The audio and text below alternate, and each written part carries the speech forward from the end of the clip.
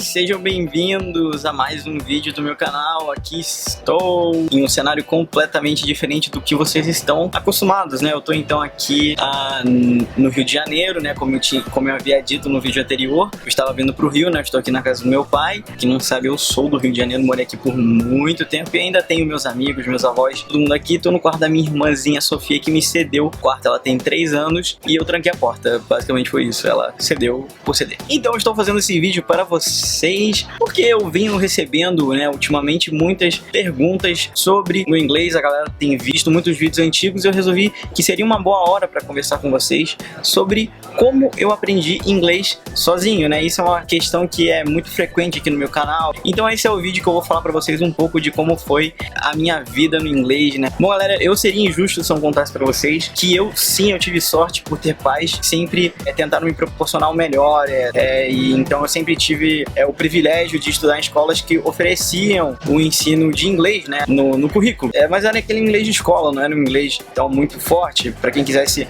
fazer, iria então para escolas de idioma, né, escolas particulares, e também que foi o meu caso. Acabaram que me colocaram uma vez, mas eu não durei nem um mês porque eu não aguentei. Eu acho que eu sempre fui melhor aprendendo sozinho, principalmente nessa parte de língua. Partindo então desse princípio que eu tive então o básico do inglês, o how are you, as cores, tudo isso na escola, como então eu consegui desenvolver o meu inglês sozinho. Eu nunca tive nenhum tipo de aula fora, sempre foi em casa. Bom, quando eu era pequeno eu era muito então interessado em videogame, em alguns livros em inglês. Eu gostava de coisas assim mais diferentes que a maioria dos meus coleguinhas não estavam na época. E eu sempre tive muito interesse quando o videogame, o jogo era em inglês, para saber o que estava acontecendo. Na época que eu comecei a jogar videogame, a gente não tinha muito acesso a coisas traduzidas, sempre era ou a capa era traduzida, mas o jogo não, e começou aquela coisa de curiosidade para saber o que estava acontecendo. Então foi aí então que eu comecei a aprender inglês, realmente no básico, em traduzindo. Quando eu parei de jogar videogame, quando eu comecei a entrar no ensino fundamental, eu me distanciei um pouco do inglês, eu parei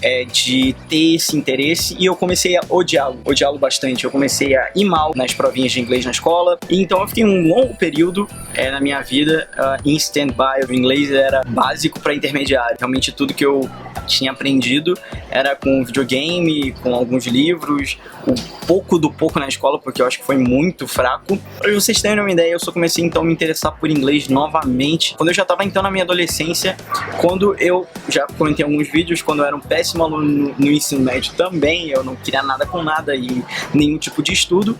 Foi então que eu comecei a assistir filmes em inglês. Foi então que eu me interessei com essa parte de filmes e pensei que seria muito importante para mim entender um filme sem legenda. E foi assim que eu comecei. Eu via filme legendado uma vez, depois eu colocava a legenda do filme em inglês e via o filme com a legenda em inglês, depois eu assistia pela uma terceira vez o filme sem legenda, e depois então eu comecei a pegar os livros em inglês. O primeiro Harry Potter que eu tive foi em inglês, depois que eu vi em português, e muitas vezes eu lia mesmo não entendendo nada, até não tinha Google Tradutor, era muito difícil, sempre com dicionário, e era isso. E fui me interessando, realmente foi uma coisa muito natural. Uma dica que eu dou pra você: se você quer melhorar o seu vocabulário, não deixe de marcar palavras que você não sabe. Isso é muito importante, porque depois de você pesquisar, você vai lembrar, aquela palavra, esse é o significado. Não sei, é incrível. Com certeza você vai melhorar muito mais o seu vocabulário. Bom, galera, hoje em dia a gente tá numa época revolucionária, onde tudo que a gente consegue pela internet. Luiz, é possível ter um nível avançado de inglês sem nunca ter ido pro exterior ou nunca ter feito cursinho de inglês? Sim, eu acho que sim. Depende tudo da sua dedicação e de como